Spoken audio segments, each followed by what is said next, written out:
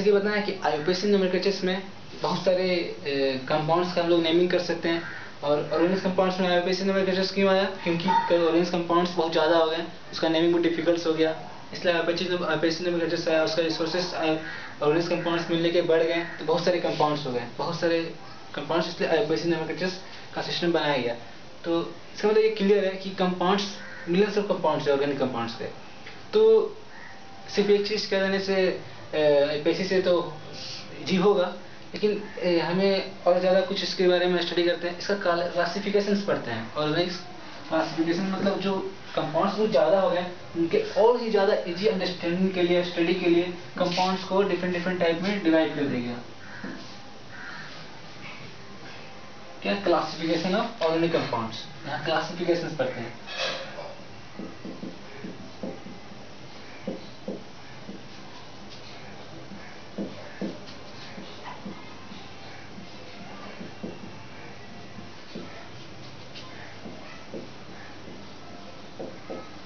Organic compounds के classifications मतलब organic compounds को डिफरेंट टाइप में डिवाइड कर दिया गया, इससे उनका स्टडी और ज़्यादा इजी हो जाता है।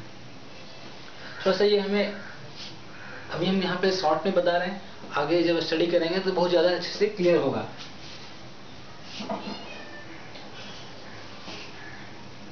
जैसे कि स्टार्ट ऑर्गेनिक कंपाउंड्स को क्लासिफिकेशन में ऑर्गेनिक कंपाउंड्स,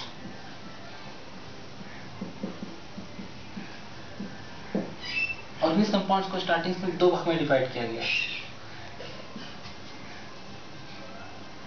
एक इसको हम लोग बोलते हैं ओपन चेन, एक क्लोज चेन। स्टार्टिंग्स में कंपाउंड्स को दो भाग में डिवाइड किया गया। ओपन चेन को हम लोग और ये बोल सकते हैं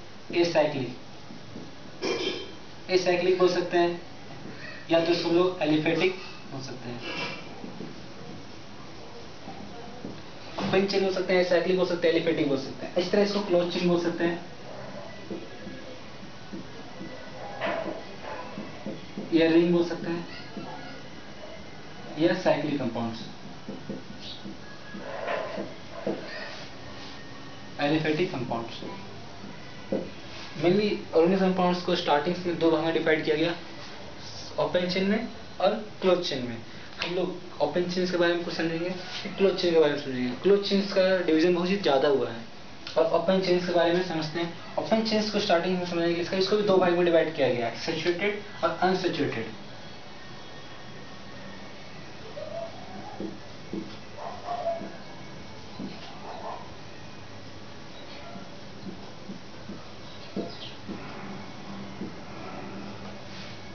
सैचुरेटेड कंपाउंड और अनसैचुरेटेड कंपाउंड। हमें यहाँ पे थोड़ा सा सैचुरेटेड और अनसैचुरेटेड के बारे में समझते हैं। इसके बारे में आगे में बहुत ज़्यादा अच्छे से स्टडी में हम लोग नोमेनक्लेचर्स में पढ़ेंगे, लेकिन यहाँ पर समझते हैं सैचुरेटेड और अनसैचुरेटेड मतलब क्या होता है। जैसे कि जानते हैं कि किसी भी कंपाउंड्स में, ऑर्गेनिक कंपाउंड्स में अगर दो कार्बन एटम्स के बीच में सिर्फ सिंगल बॉन्ड है, सिर्फ सिंगल बॉन्ड होता है, मल्टीपल बॉन्ड्स नहीं है, सिर्फ सिंगल बॉन्ड है। पूरे कंपाउंड्स में जहाँ भी दो कार्बन एटम्स के बीच में है, दो कार्बन एटम्स है, पूरे कंपाउंड्स में सिर्फ सिंगल बॉन्ड है। जैसे कि हम लोग मान सकते हैं कंपाउंड्स में CH3 CH2 CH3, ऐसे कि कंपाउंड्स है। इसमें देख रहे हैं ये जो दो कार्बन एटम्स है, ये कार्बन एटम्स सिंगल बॉन्ड है, सिंगल बॉन्ड। ऐसा नहीं कि सिर्फ हम लोग पूरे कंपाउंड्स में किसी दो कार्बन एटम्स के बीच में चेक करेंगे एक बार, नहीं, जितने जगह पे दो कार्बन एटम्स हैं उनके बीच का कंपाउंड देखना है, बॉन्ड्स वो सिंगल है या नहीं है। अगर सारे दो कार्बन एटम्स के बीच के बॉन्ड्स सिंगल है तो वो सैचुरेटेड होंगे, वो सैचुरेटेड कंपाउंड्स में आएंगे। जैसे कि ओपन हो गया, ठीक है, ये सैचुरेटेड हो गया। ये क्या ओपन चेन है, ओपन चेन में सैचुरेटेड। यदि ओपन चेन देखिए कुछ ऐसा क्लोज ऐसा कुछ नहीं है, हम लोग थोड़ा सा सुनने से भी समझ सकते हैं, इसके देख के भी समझ सकते हैं। क्लोज चेन मतलब कुछ क्लोज होगा, ओपन चेन मतलब ओपन होगा, ऐसा कुछ लास्ट में लिंक ऐसा नहीं होगा कि वो राउंड कर जाए। ये ओपन, ये सैचुरेटेड होंगे, जहाँ भी होंगे ये सिंगल बॉन्ड होंगे और सैचुरेटेड होंगे। और हम लोग पहले लेक्चर से भी समझ सकते हैं कि हम लोग दो प्रॉपर्टीज के बारे में डिस्कस किए थे, और ऑर्गेनिक कंपाउंड्स के और भी प्रॉपर्टीज होते हैं, एसोमरेज में होते हैं, जो हम लोग आगे पढ़ेंगे। तो उस जो दो प्रॉपर्टीज था कि टेट्रावैलेंसी होता है, ये 4 बॉन्ड फुलफिल करता है। तो यहाँ देखेंगे कार्बन यहाँ पे 3 बॉन्ड बना रहा है और 1 बॉन्ड इधर, 4 बॉन्ड। अच्छा से अगर ये क्लियर ना हो, इसको हम लोग बोल सकते हैं कि कंडेंस स्ट्रक्चर फॉर्मूला हम लोग इसके बारे में पढ़ेंगे अच्छे से, bond line structure formula, condensed formula, dash formula, ऐसा कुछ लुईस स्ट्रक्चर्स, ऐसा कुछ हम लोग बहुत आगे पढ़ेंगे। तो इसमें हम लोग समझ सकते हैं कि इसको कंप्लीट स्ट्रक्चर्स में फार्मूले में लिखते हैं, इसको अगर हम लोग इस तरह लिखते हैं, अच्छे से डिनोट कराते हैं सारे बॉन्ड्स को।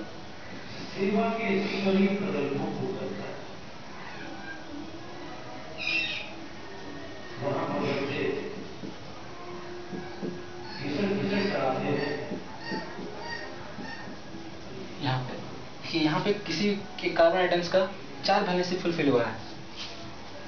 यहाँ पे कार्बन आइटम्स का 4 वैलेंसी फुलफिल हुआ है, 1 2 3 4, ये 4 बॉन्ड्स बना रहा है, 4 टेट्रा वैलेंसी 4 बॉन्ड बनाएगा। और ये भी कार्बन आइटम्स का 4 बॉन्ड, 1 2 3 4, 1 2 3 4, इसी कार्बन आइटम्स का 1 2 3 4, 4 बॉन्ड बना रहा है। तो देखिए 2 कार्बन आइटम्स का, यहाँ पे आपको लग रहा हो कि यहाँ पे हाइड्रोजन है, यहाँ पे कार्बन है, ऐसा नहीं है। यहाँ पे एक्चुअली कार्बन से बॉन्ड फॉर्म कर रहा है, ये हमें समझना होगी अंडरस्टैंडिंग से, ये धीरे हमें सीखना है, ये सब ऑर्गेनिक केमिस्ट्री में समझना है। तो यहाँ पे एक्चुअल में ये स्ट्रक्चर ये है, कंप्लीट स्ट्रक्चर, इसमें हर एक बॉन्ड्स को दिखाया गया है, कौन बॉन्ड्स किसके साथ अटैच है, कौन सा आइटम किसके साथ बॉन्ड फॉर्म कर रहा है, ये अच्छे से दिखाया गया है। इसमें उसको कंप्लीट स्ट्रक्चर फॉर्मूला बोलते हैं।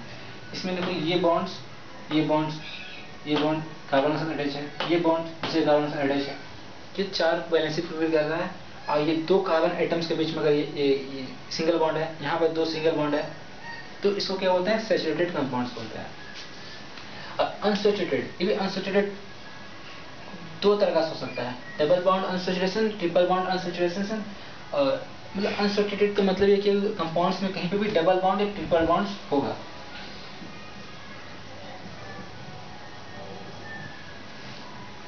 तो यहाँ पे हमें वैलेंसी फुलफिल करना होगा, 1 2, यहाँ पे 2 3, यहाँ पे 1 वैलेंसी, यहाँ पे 1 वैलेंसी, यहाँ पे 1 वैलेंसी, यहाँ पे 3 बचा है, 3 हाइड्रोजन। यहाँ पे देखिए इस 2 कंपाउंड्स, 2 आइटम्स के बीच में कार्बन आइटम्स सिंगल बॉन्ड है, यहाँ सिंगल बॉन्ड है, तो लेकिन यहाँ पे 2 कार्बन आइटम्स के बीच में डबल बॉन्ड है, तो ये क्या हो गया, अनसैचुरेटेड हो गया। 2 कार्बन आइटम्स में डबल बॉन्ड हो गया, मतलब पूरे ही कंपाउंड्स में कहीं पे भी 2 कार्बन आइटम्स के बीच में अगर डबल बॉन्ड या ट्रिपल बॉन्ड्स आ गया तो वो अनसैचुरेटेड हो गया। वो डबल बॉन्ड्स ट्रिपल बॉन्ड्स 1 बार आया, 2 बार आया, 3 बार आया, उससे में मतलब नहीं है, कम से कम 1 बार आ गया तो बस वो अनसैचुरेटेड हो गया। जैसे कि ये इसमें डबल बॉन्ड आया तो अनसैचुरेटेड हो गया। और भी हम एग्जाम्पल देख सकते हैं,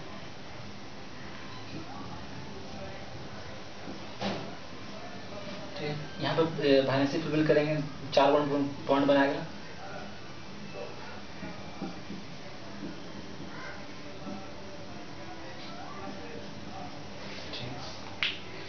यहाँ पे 2 बॉन्ड है, तो ये भी अनसैचुरेटेड है। हम अनसैचुरेटेड का मतलब ये होता है कि कम से कम 1 बार अगर आ गया तो वो अनसैचुरेटेड हो गया। ये डबल बॉन्ड से अनसैचुरेटेड हुआ है। हो सकता है ऐसा कंपाउंड है जहाँ पे ट्रिपल बॉन्ड हो, तो यहाँ पे वैलेंसी फुलफिल करना होगा। ये इसमें वैलेंसी की जरूरत नहीं है,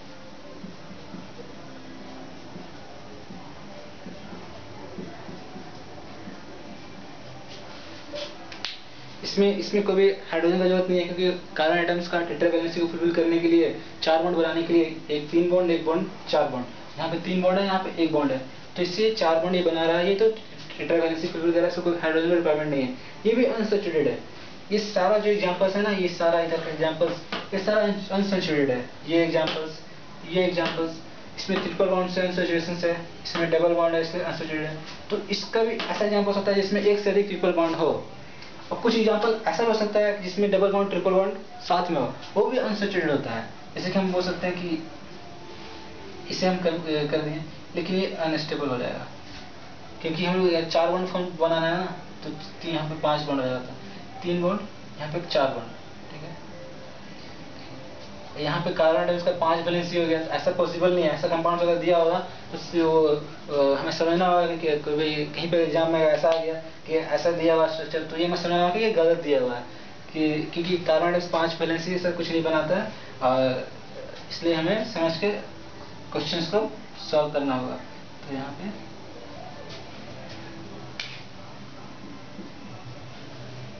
ठीक है,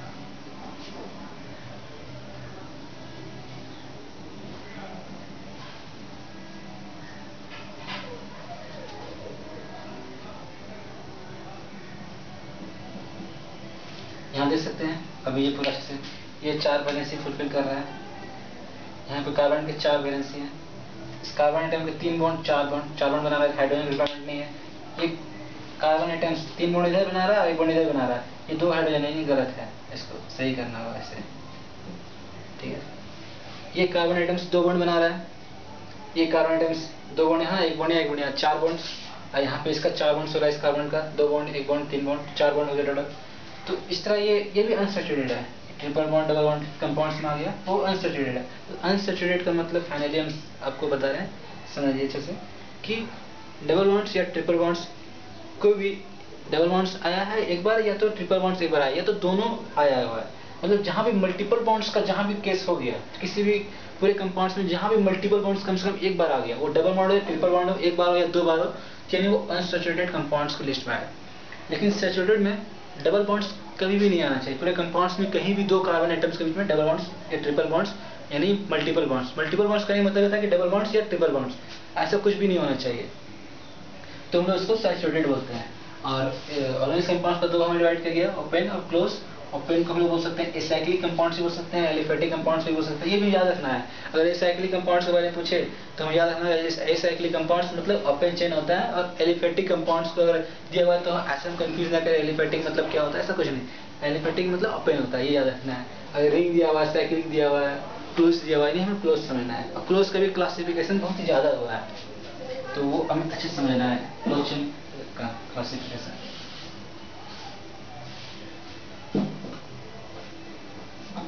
क्लोज चेन्स को डिवाइड किया गया है स्टार्टिंग में 2 भाग में, होमोसाइक्लिक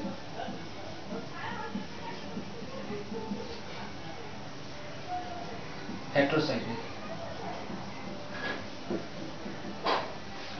होमोसाइक्लिक कंपाउंड्स और हेट्रोसाइक्लिक कंपाउंड्स को क्लोज चेन में क्लासिफिकेशन किया गया है, 2 भाग में डिवाइड किया गया है। तो होमोसाइक्लिक और हेट्रोसाइक्लिक मतलब आप समझ सकते हैं। होमोसाइक्लिक मतलब कोई अदर आइटम्स नहीं होगा, साइकिल्स होगा लेकिन कार्बन हाइड्रोजन भी होगा उसमें, अदर कोई ऐसा ऑक्सीजन नाइट्रोजन सल्फर फास्फोरस ऐसा कुछ भी उस कंपाउंड्स में नहीं होगा, और साइकिल्स में होगा, उसको हम लोग बोलते हैं होमोसाइक्लिक। तो अब हेट्रोसाइक्लिक मतलब क्या है कि उसमें कुछ अदर कंपाउंड्स भी आएगा, ऑक्सीजन सल्फर ऐसा कुछ आ गया, उसको हम लोग हेट्रोसाइक्लिक बोलते हैं। होमोसाइक्लिक मतलब समझ सकते हैं कि ऐसे कोई एग्जांपल्स, ये क्या साइक्लिक है, ठीक है। इसको हम लोग बोलते हैं बॉन्ड लाइन रिप्रेजेंटेशंस बोलते हैं, जो हम लोग आगे पढ़ेंगे, अच्छे से पढ़ेंगे, डिटेल से पढ़ेंगे क्या होता है। मतलब इसको हम लोग ऐसे भी डिनोट कर सकते हैं CH2 CH2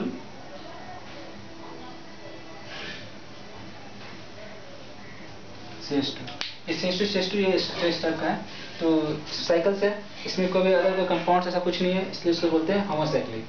और इसको हेट्रोसाइक्लिक, इसमें क्या है कि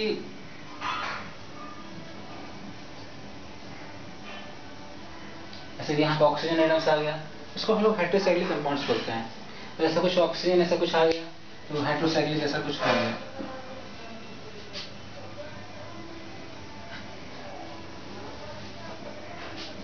और इसमें भी क्या होता है कि 2 भाग में डिवाइड हो जाता है होमोसाइक्लिक। इसमें एलिसाइक्लिक हो जाता है, कंपाउंड्स होता है, और एरोमेटिक कंपाउंड हो जाता है। और एरोमेटिक कंपाउंड्स भी 2 भाग में डिवाइड हो जाता है, एक बेंजोइड में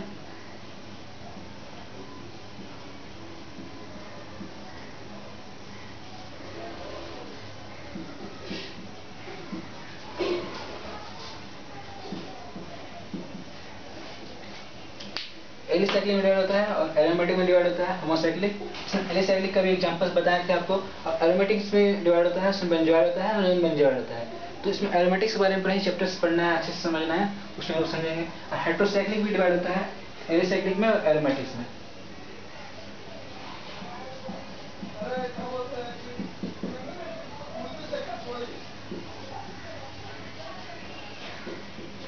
ये हेट्रोसाइक्लिक में डिवाइड होता है, एलिसाइक्लिक, एरोमेटिक। इसमें भी ध्यान रखना है, एरोमोसाइक्लिक में एलिसाइक्लिक होता है, एरोमेटिक होता है, और एरोमेटिक में भी एलिसाइक्लिक होता है और एरोमेटिक होता है। तो ये एलिसाइक्लिक में इस हेट्रोसाइक्लिक का होता है। हेट्रोसाइक्लिक का हम अभी एलिसाइक्लिक का एग्जांपल बताया, इसमें ऑक्सीजन होता था, और होमोसाइक्लिक में एलिसाइक्लिक एग्जांपल बताए थे। तो हमें एरोमेटिक्स का एग्जांपल बताया है, इसमें बेंजोइड होता है और नॉन बेंजोइड होता है। तो बेंजोइड में क्या है कि एरोमेटिक होना चाहिए और होमोसाइक्लिक होना चाहिए। मतलब जहाँ भी एरोमेटिक है उसमें कुछ भी अदर चीज़ नहीं आना चाहिए।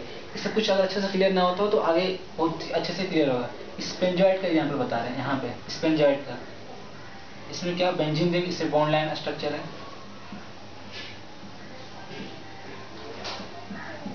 ये बेंजॉइड का हो गया, ठीक है। और इसी तरह इस एलिसाइक्लिक का एग्जांपल बताते हैं। अब इसमें एरोमेटिक का एग्जांपल बताते हैं। एरोमेटिक का इसमें हेटेरोसाइक्लिक में एरोमेटिक, ये एरोमेटिक था होमोसाइक्लिक का। अब इस हेटेरोसाइक्लिक का एरोमेटिक्स में एग्जांपल,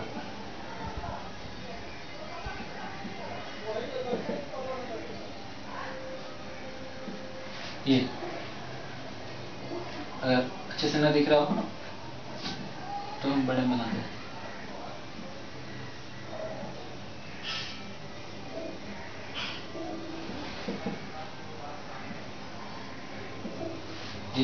ये हेटेरोसाइक्लिक का एरोमेटिक कंपाउंड है, ये होमोसाइक्लिक का एरोमेटिक कंपाउंड है बेंजॉइड। और नॉन बेंजॉइड ये एनुलिन होता है, नॉन बेंजॉइड।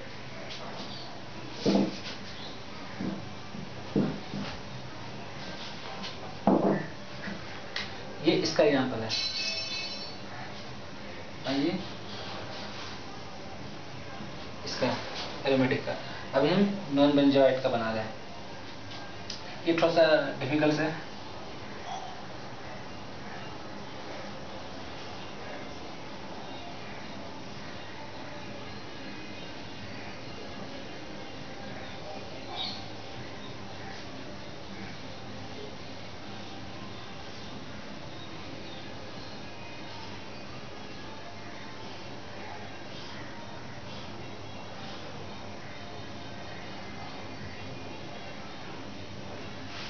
ये एनुलिन है, अल्टरनेट में डबल बॉन्ड। सब कंजुगेशंस में इसको एनुलिन 18 बोलते हैं।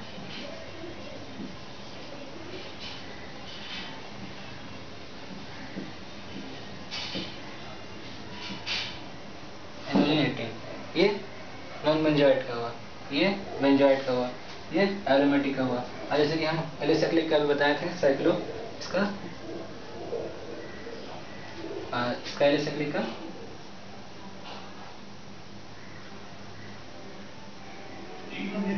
ऐसा कुछ हम बताए थे एलिसाइक्लिक का। इसका क्लासिफिकेशन हम लोग करते हैं, और भी अच्छे से जब हम लोग एपोएसिस नोमेनक्लेचर पढ़ेंगे तो हर एक वैरायटी का कैसे नेमिंग करते हैं टाइप्स का, उसका नेमिंग इसमें हम लोग का बताया जाएगा। नेमिंग एपोएसिस नोमेनक्लेचर में आगे के स्टडी में। Thank you.